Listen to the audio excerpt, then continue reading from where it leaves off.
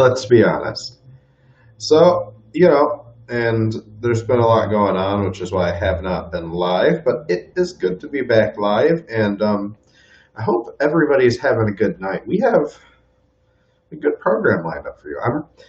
I'm kind of excited. There's a couple of stories I'm excited to talk about. I'm really excited to talk about our first story here today, especially. Uh, but before we get in, we'll let some people get in. One thing that isn't on my news cycle that I'm sure a lot of people have heard that is good news. New York State has officially recognized Juneteenth as a holiday. There's something behind you. Yeah, probably. There's a lot of stuff behind me. All right, guys. All right, let's get in to today's first story. I hope everyone's having a good day. I know I'm doing good. I'm doing good, Donna. Yeah, I haven't been live in a while. You know, things got really weird. And yesterday, after the Bills game, I'll be honest with you guys. I went on Facebook. Everyone seems so bummed out. It is what it is. But all right, let's get in. So our first story today is out of Oregon, and it's a story that we haven't seen talked much here in Buffalo about. Obviously, it's been a topic on their local news. This November, on top of the election, they are voting on Measure 109. Measure 109 would make Oregon the first state in the nation to allow to manufacture and deliver and administer psilocybin products and psilocybin-assisted therapy at supervised and licensed facilities. All right. Psilocybin is a compound found in certain mushrooms. It is psychoactive, meaning it has effects on the brain, and it has the ability to induce hallucinations. It is being studied as a treatment for alcoholism and other addictions, and more recently for depression, post-traumatic stress disorder, and anorexia. Historically, it has been used for religious and medicinal purposes and has low potential for abuse. Advocates for the measure say that times have changed and there is no reason that it should not be made available to those who can benefit from it. And people opposed to the measure, they say there isn't enough research on it because of its Schedule 1 classification, which has barred research into mushrooms. All right. So, and let's get it. So that's an interesting story in itself, and I think it'll be interesting to see if Measure 109 can legalize medicinal use of psilocybin mushrooms. There's also been a couple studies; people use it for chronic migraines. So there is some medicinal studies there, but not much. I think it'll be interesting to see if it passed Denver. Obviously, I believe it was last year they decriminalized magic mushrooms or psilocybin mushrooms. Let's get into our second story, though. So our second story is, and this is a story I'm sure a lot of you guys know already. A video has surfaced in New York State Supreme Court Judge Mark Grisanti, where he shoves a Buffalo police officer during a dispute. Our district attorney, John Flynn, obviously is choosing not to press charges. For those of you who haven't seen the video, if I would push a police officer like that, I would assume I would be charged. It's kind of amazing to me that he hasn't been. But the incident stems from a neighbor dispute earlier this summer, and the dispute was apparently over a parked vehicle that was allegedly blocking his driveway. But the reality is, having a normal person pushed an officer, they would be charged with something. This guy's a judge. He doesn't get charged. It's a little insane. Let's get into our third story. This is an interesting one. For the second time in 2 months now, pilots have spotted a person flying on a jetpack near Los Angeles International Airport, LAX. A Chinese airline crew this time made a report today that after they seen somebody flying at a jetpack at 6,000 feet, just 7 miles northwest of LAX, according to the FAA. The report came in at 1:45 this afternoon, and local law enforcement and the FAA are aware and said they are looking into the matter. LAX Police said they were aware of the sighting, but this is beyond their jurisdiction. This, first occurrence happened September 1st of this year. Who has the jetpack? I want a jetpack. Who has the jetpack, guys? That is absolutely insane. Yeah, and yeah, exactly. Can you imagine? Can you imagine seeing somebody on a jetpack while on an airplane? But how do you survive at 6,000 feet with no oxygen? I don't know. I have so many questions. I have so many questions I want answered. That is such a cool story that we'll probably circle back to at the end. All right, so our next story here is a story I wanted to talk about yesterday that I couldn't just make it to talk. That couldn't make it on yesterday. So I want to talk about some financial stories, and I made up my mind Monday that I want to talk about a stock in my personal portfolio that a bunch of news sources. I used Yahoo Finance and Forbes for this story, but a bunch of other places picked up on Canopy Growth Corporation. Now, I've had them in my portfolio for the past 3 months now. So Canopy, the story that we're going to reference heavily, it's compiled from Yahoo and Forbes.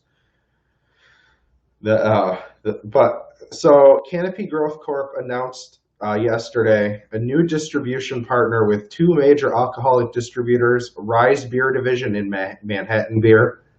The company will leverage these partnerships to bring its sports hydration brand BioSteel to U.S. customers in a ready-to-drink format. Earlier this year, BioSteel signed Patrick Mahomes as an equity partner to endorse the brand, along with other star athletes and fitness influencers.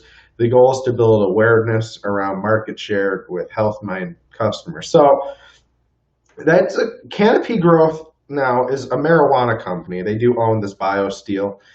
And I think as marijuana becomes legalized, you're going to see a bunch of things. Infused drinks, THC infused drinks. You're going to see a bunch of different stuff. And Canopy has an automatic hand up because they own the sports drink company. But at the same time, they're also pretty large up there in Ontario. And and once they're basically primed for a trade agreement here with the United States. So if you're interested in marijuana stock, Canopy Growth Company is something in my personal portfolio.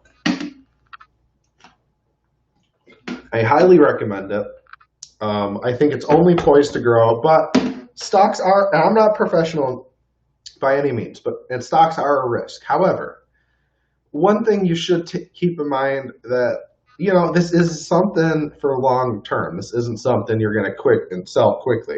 As marijuana gets legalized, that's when I believe that this will be more valuable.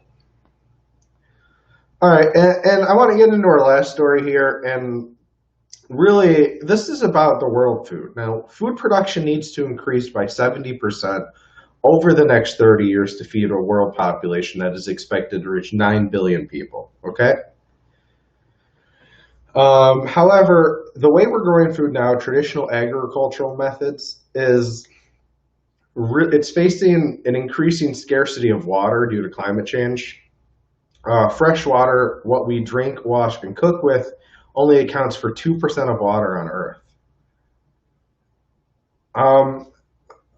And most of which we don't even have access to because it's locked away in glaciers. So how do we increase food production is what we need to ask.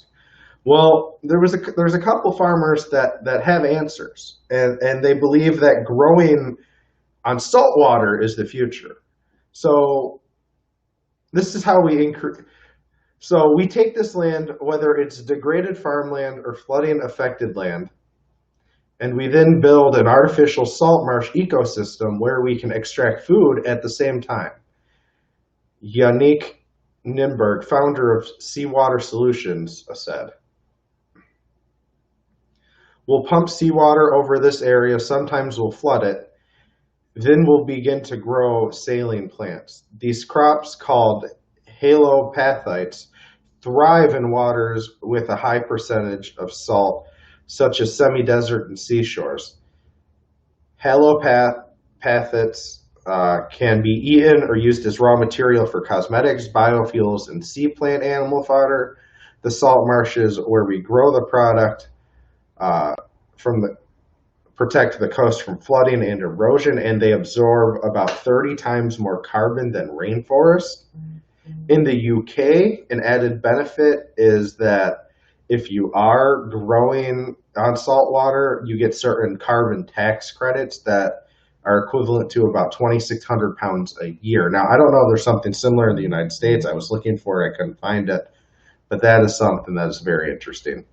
Solvent green is the answer. Yeah, maybe. All right, so let's circle back to a story we talked about earlier, because it's something I think is cool. The guy on the jetpack, right? So this is the second time now in 2 months that we've seen a dude in a jetpack, or a dude on a jetpack is caught flying outside of LAX. Um, First of all, who is making jetpacks? Because I want one. I will sponsor it. I will test it. I will. I don't. I will put my life on the line to test a jetpack. I want to know what it is like to fly a jetpack. All right, number one. Number two, how, I want to know where a photo of this guy is. There has to be someone on the airplane that had their cell phone. How is there not a photo of this guy? Physicists at University of Rochester published a paper indicating that they discovered a room temperature superconductor. This is yeah, I got to do some research on that, George. That might be something to talk about for me tomorrow. There's a couple stories I wanted to talk about today that I just needed to do more research on, but because I had prior stuff going on, it was hard for me to do. That is interesting. I want to look into that. But George, do you know anything about this jetpack? Like, how would a jetpack even function? That is my biggest question here. And maybe at this point, maybe I'm just boring myself, but my biggest question is here: how would a jetpack even function? Like, would it run on gas? Would it be electric? What is that? I don't know. I have so many questions.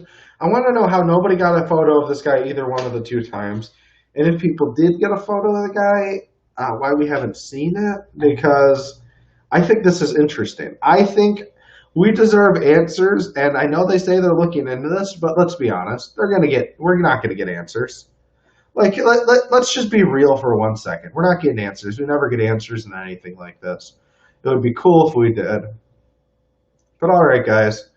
I'm going to go for the night. You guys have a great night, and I'll see you tomorrow.